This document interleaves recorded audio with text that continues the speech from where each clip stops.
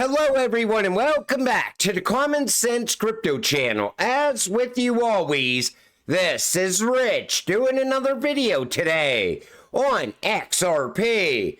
So I hope you're all having a wonderful day today wherever you are in this great world. We're gonna talk about XRP. And once again, this is the 1-day chart. We're sitting here at 63 cents.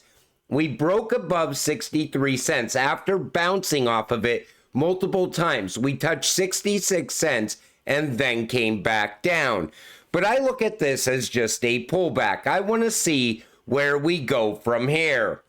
And I put out a post earlier today, and I said that nothing is going to happen with the closed door meeting at the SEC. That meeting actually got canceled.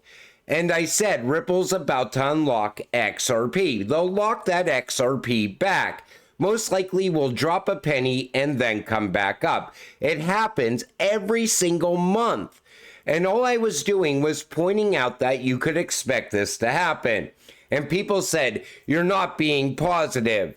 This isn't the Rich we know. So I said, I am one of the most positive people out there. I had to keep all of you positive through the worst year in crypto, 2022, positivity comes natural to me.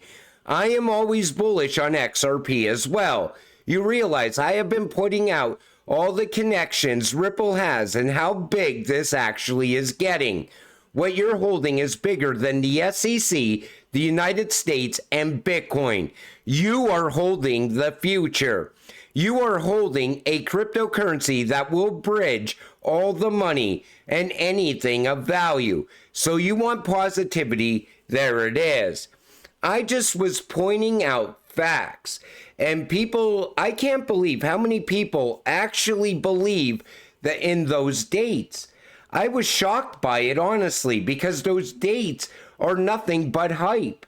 We have seen those dates come and go ever since 2020. Look, the SEC has another backdoor meeting or closed door meeting. They're meeting with Ripple. We know that that's not true at this point. We've seen it happen one too many times. And even Brad pointed out that it's now in the judge's hands. And then I said this. I just got off the phone with my inside sources and they said it will happen today. Wait, I don't have inside sources, and neither does anyone else. This is the shit they keep pushing. Stop falling for it. Every day I see people on X. My inside sources are telling me this. My inside sources just called. They said that XRP is going to pump within the next 24 hours. People need to stop falling for that, because you know what? You will end up being disappointed time and time again. There's no inside sources. We are not going to see XRP pump on a specific day. We are going to pump and take off when we all least expect it. That judge is going to make a decision when nobody's expecting it to happen. We've seen that happen last year when we got clarity for XRP. Then there's Ripple's escrow. Now that they're going to unlock some more tokens today, it's good to point this out once again, coming from Smoke. Ripple's escrow protects the price of XRP. The escrow was originally created to clear up uncertainty around XRP's future supply, meaning that Ripple did not want to worry the market by controlling a significant amount of the XRP supply. Therefore, majority of XRP was escrowed to be periodically released to incentivize market makers for XRP-based currency exchanges and to sell to institutional investors, not retail. If Ripple was actually dumping XRP out of the escrow, then the price would be significantly lower than it currently is. They are selling XRP to institutional investors. You know, we are retail. We are the noise in this space. And, you know, at some point, we are going to see adoption of XRP. You want to be holding when that happens. Don't get shaken out by the hype. And then there's this Xena XRP account. And I don't know what's going on with this account, but a lot of people are questioning it now. Take notice, it says, I know more than you think. And this comes from Zoom. Opinions on her people. My opinion seems pretty level-headed, not acting overly exaggerated like all the fake riddlers. I think, not too sure, she's calling for the case ending settlement in a few days. I guess time will tell. I've seen a lot come out of this account like we see right here. Some people don't understand the importance of the end of this case. The SEC teased Ripple with a lawsuit way before Jay Clayton's Christmas present to us. And this cloud above us slowed down everything and even prevented XRP from rising, even by speculation. So do they know something we don't know? It goes back to me saying, my insiders are telling me this, my insiders are telling me that. Maybe she's just getting lucky with these posts. I don't know one way or another for sure. What are your thoughts on it though? Put it in the comment section down below. Ripple's top lawyer names main problem with SEC's recent U-turn. Now we've seen how in the Binance case, the SEC said that algo and other cryptocurrencies were not securities. But in the Coinbase case, they are saying that they're unregistered securities.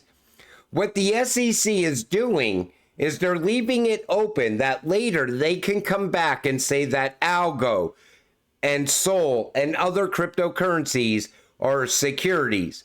And I think that was meant to happen all along. I think the SEC didn't want to close that door on those cryptocurrencies. We're going to have to wait and see where this goes from here. And also, ADA was called a security as well in the Coinbase case, but not the Binance case. What the SEC is doing, in my opinion, is they're creating uncertainty. They're creating doubt as well. Because say you bought up a bunch of ADA right now, thinking, okay, it's off the hook, it's not a security. Then later, Gary goes after ADA. You see what I'm saying? It leaves uncertainty, and that uncertainty needs to end. That's why we need to get rid of Gary Gensler at the SEC. Then there's this. USDC trading volume soars 48% in July, driven by Mika, market growth. Like I said, Mika is playing a very big role on where we go from here.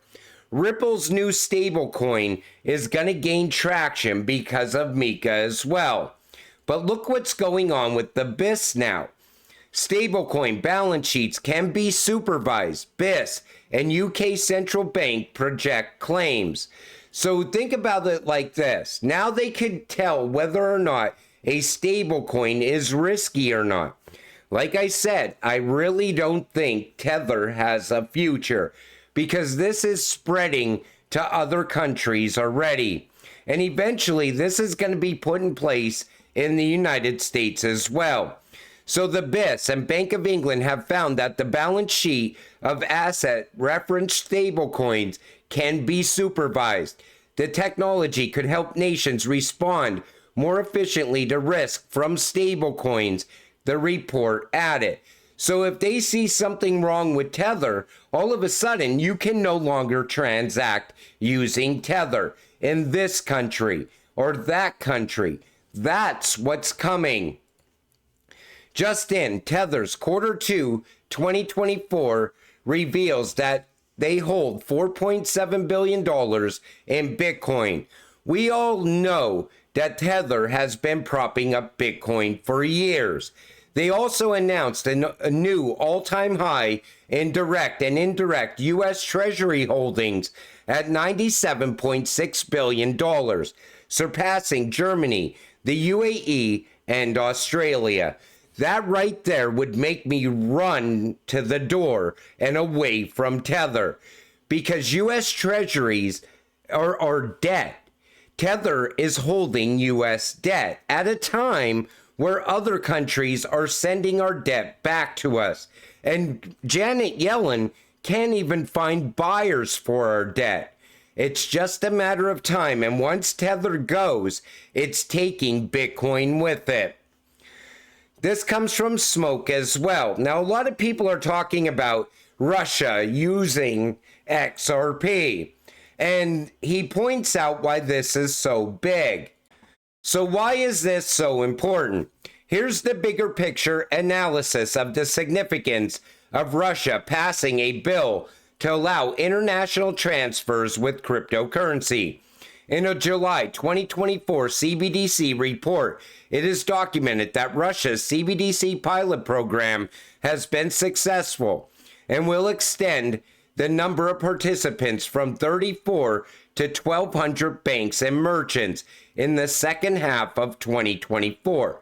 That's 34 to 1,200, a big jump. There's only 396 operating banks in Russia, meaning that the 1,200 participants that the CBDC will extend to is every bank in Russia. Additionally, merchants, including restaurants, malls, bars, etc. So when the Russian CBDC is extended to majority of the citizens, international cross-border transactions with other countries need to be performed with these CBDCs. Therefore, Russia is conveniently passing legislation to allow international cross-border cryptocurrencies right before they ramp up CBDC usage in 2024. A digital native asset for FX exchange is going to be needed to allow Russian CBDCs to go cross-border. And there is your XRP being utilized in between the Russian CBDC and any other currency. It could be other CBDC, it could be fiat as well. That's why this is so big. And Russia is not going to use something that is slow and expensive. I see people now pushing the narrative that Russia is going to use Bitcoin. They are going to utilize XRP. Most likely, they will also utilize Ripple technology in there as well. How can institutions in the US get ISO 222 compliant and ensure no disruptions to their customers? This is also coming. Take a listen. Partner with the right vendor. That's a simple answer. So don't try to recreate something which is already created. So somebody has done that value for you. Somebody has done that work for you. So having the better partnership here and choosing the right partnership is the more important, because you want to have a solution that is completely ISO native. Why? Because as you know, there's a many flavors of ISO 2822. Even though there's a standard, everybody are implementing different flavors of it.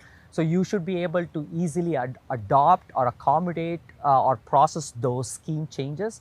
So I think partnering with the right vendor, right solution, and having a consultative approach by the vendor to educate them on this is I would say is the best thing.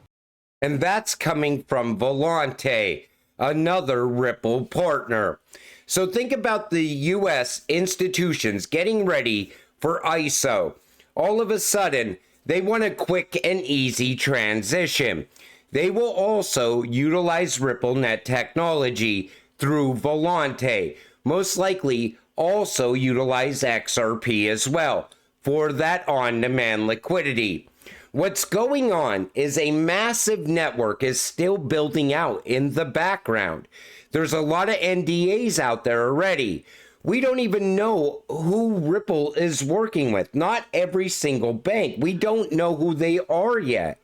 So think about it like this. Most likely all the rails are already set up inside the United States as well. But like I said, I'm going to keep an eye on where XRP goes from here. Hopefully we start to push back up. I think this was just a simple pullback, and I think we're going to turn around at some point. If not today, most likely tomorrow.